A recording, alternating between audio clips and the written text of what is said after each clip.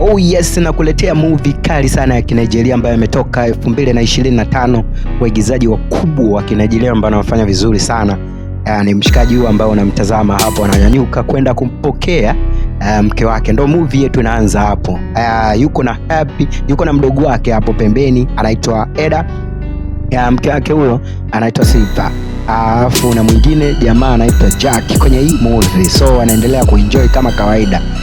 Wanapiga story nini fresh, anakuambia mke wangu uko vizuri, anakuambia na wewe uko vizuri, you are very beautiful, anamsifia kinoma noma, anamwambia fresh.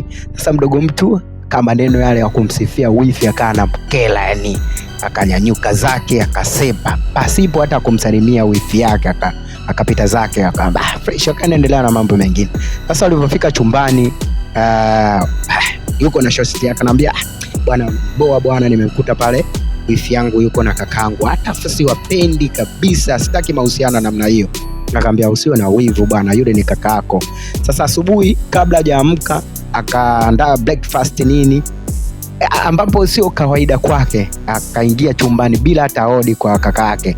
Akamwambia kakangu sole bwana, nimekuletea breakfast. Ila wakanyanyuka bwana, fresh. Wifi akataka kupokea, akamkatalia kile chakula, akamwambia fresh bwana, ana shida labda kwa sababu wewe umekuletea. Basi kakaka akapokea kile chakula akakiweka pale kitandani.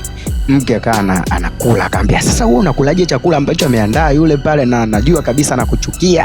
Anakuambia mimi sitojali, kama atanichukia ndo anaweza kaniua, hana roho hiyo mbaya kuniua. Basi sawa, akaendelea kula. Umeona wifi yake chakula kitamu, yani sasa hizi dada yako anajua kupika, we ni balaa, hebu jaribu kuonja hiki chakula.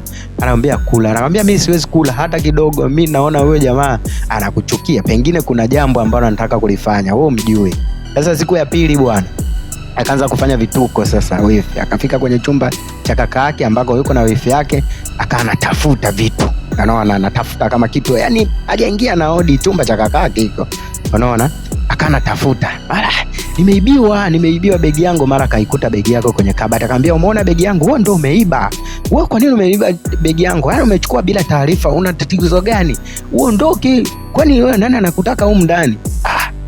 Wifi yake akabaki mtu. Mara blaza akaja akamwambia wewe ulichokifanya kwa mke wangu bwana, umefanya kitu kibaya.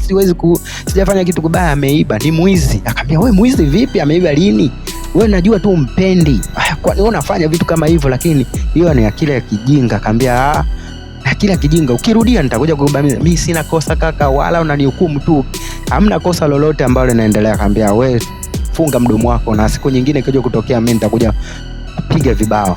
Yaani hiyo isije kajirudia tena kwa mara nyingine, na usirudie kuingia chumbani kwangu kama. Akamwambia siwezi na sitokaa niingie tena. Akamwambia kuanzia nakwambia usirudie kuingia chumbani kwangu. Anaingia sasa, mbona unaanza kunikazia hivyo? Mimi si mdogo wako, naweza nikaingia popote pale, hii ni nyumba ya kwetu. Akamwambia sasa sawa, hii ni nyumba yetu, lakini lazima tuwe na mipaka. Unaona, mke wangu sio mwizi na anajua unamchukia, sijui sababu yake ya kumchukia wewe ni nini, na hicho unachokitafuta mimi simchukii. Sasa siku ile akaana paki mabegi yake, wifi yake akawa ameenda kama anamuomba msamaha huko, anamwangalia bwana kinafiki tu. Akamwambia basi sawa, mimi naondokea kwenye nyumba yenu fresh na kuacha. Akamwambia poa, unaona wewe nenda, unaona noma sana. Akamwambia mtu mwenyewe unaona, akawa msimanga fulani huyo wifi huyo, unaona. Sasa sijui ana changamoto gani, ana wivu gani yeye na kakake, au yeye ampendi wifi. Mawifi kweni makini sana bwana, unajua pale ambapo anapenda kakako usiingilie. Unajua sisi ndo tunawekeza moyo, yani kama wewe kweli wifi unahitaji kuheshimia fresh. Sasa siku nyingine bwana wamefanikiwa jambo lako, kumbe rafiki yake nia yake alitaka tembea na kakake. Toka huko amelewa, akamnywesha pombe, akaja kutembea na rafiki yake. Anamwambia ni mzuri, umenifurahisha sana sana sana, yani nimeenjoy. Akamwambia sasa wewe umefanyaje hii kitu? Akamwambia wewe ni wewe, niache kwanza usinigusa. Akamwambia sasa wewe sikugusa wakati tumefanya kila kitu jana. Kwa kitu hamna kitu chochote ambacho unaweza ukanificha, kila kitu kimeisha na nimeenjoy. Akamwambia oh shit, yani nakwambia wewe nakuchukia vibaya mno, kwani unafanya ujinga namna hiyo? Yani wote ni wewe na mdogo wangu, mna shida gani? Wewe toka nje. unaona, kana anajaribu kumfukuza kule chumbani, akamwambia siwezi kutoka nje. Ndo nimefika sasa. Amerudi kwa rafiki yake naye akakutana na hiyo kisanga, anamwambia sikukwambia utembee na kakangu hata kidogo, na unajua mimi uhusiano wako mimi na wewe. Sasa hapa tujui kuna uhusiano gani kati ya huyu pamoja na rafiki yake huyo. Anacheka, anamwambia mbona wewe, nimekwambia kakangu usitembee naye, mimi nina mpango tu wa kumfukuza yule, sio kwamba simpenda. Akamwambia kakako nakwambia ni mtamu bara, amenifurahisha vibaya mno. Akamwambia serious? Akamwambia yani nakwambia nimeenjoy bara mno mno mno, na yani nakwambia yani hapa nitajiweka mpaka dakika mwisho, naomba unisupport tu rafiki yangu. Akamwambia wewe umechanganyikiwa au? Unaona, sasa wakana azozana. Sasa siku nyingine wamenuniana, akamkazia tena mara nyingine, sitaki urafiki na wewe hata kidogo, kwa sababu tayari umeanzisha mahusiano na kakaangu. Akamwambia hapana hata kidogo, mimi wewe ni mtu wangu. Inamaanisha maana yake huyu dada pamoja na huyu mpenzi na rafiki yake kuna mahusiano, yani maana yake wanasagana, wanafanya mapenzi ya jinsia moja. Kwa akaendelea kuzozana, yani kugombana kama kawaida. So pale bifu kani nzito. So anakwambia kuanzia leo tuachane urafiki. Akamwambia acha wivu, yani mimi nitakuwa na mudu kakako, nitakuwa na mhudumia kama kawaida, na wewe pale nitakuwa na mhudumia, ila kinachomata tu naomba ni support penzi kwa kakako. Mwaka amechanganyikiwa yani ni kusupport wewe uolewe na kakangu wakati unajua hali yako jinsi ulivyo. Unaona, uzai na umetoa mimba na una tabia chafu za kila aina. Anakwambia sasa kama wewe umejua kwamba nina tabia chafu kama hizo, kwa nini unataka mapenzi na mimi na tunashiriki mapenzi na wewe? Hebu tulia kwanza nikupe la. Najua kila kitu ambacho kinakutesa wewe ni wivu. Unaona, umeona nimespend more time kwa kakako, bado naendelea kukaza, unaonekana kama vipi. Akaanza mambo yao, kumbe hao wana mahusiano ya jinsia moja. Kwa rafiki yake huyo amepata nafasi ya kaka yake na huku anahudumia, maana yake ameolewa ndoa mbili.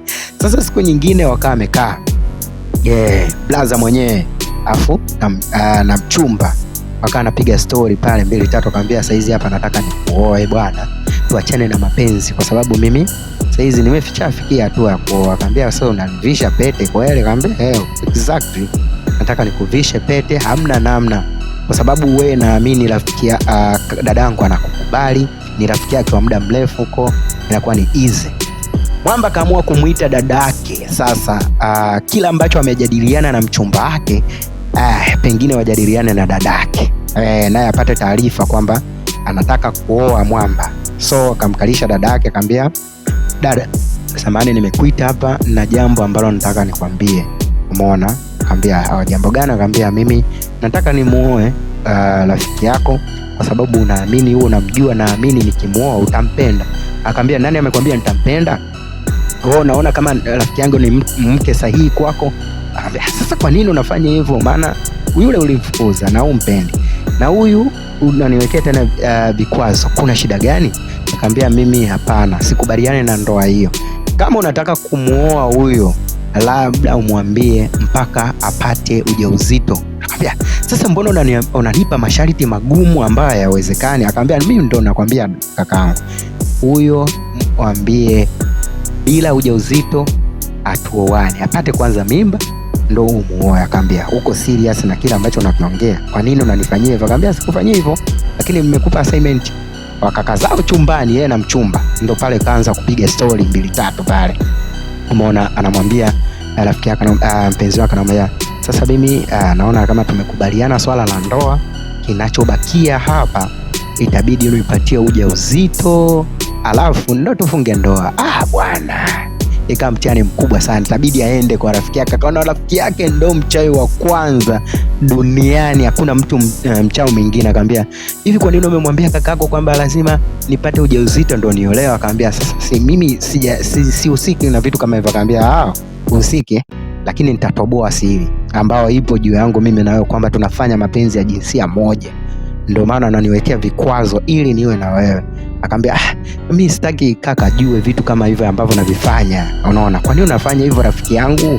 Unaona, lakini mimi kama nakupenda hivi, lakini kwa nini unaenda kwa kaka yako, unataka tuchanganye mimi na kaka? Akamwambia mimi haijalishi. So siku nyingi akaachana bwana. wakaelewana.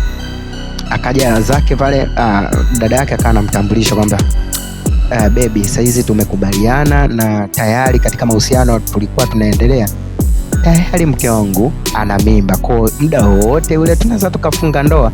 Akaambia wao, dada mtu akawa anafurahi, lakini anajua ukweli unaoendelea. Mpango mzima walikuwa wanamzuga tu blaza ili endelee kukaa huko ndani, huu mwamba uendelee kufanya naye mapenzi yao ya jinsia moja. Akawa anamwambia umheshimu, sitaki dharau, saizi huo ni wifi yako, sitaki mambo mengine, na mtoto hataki mambo ya ajabu ajabu.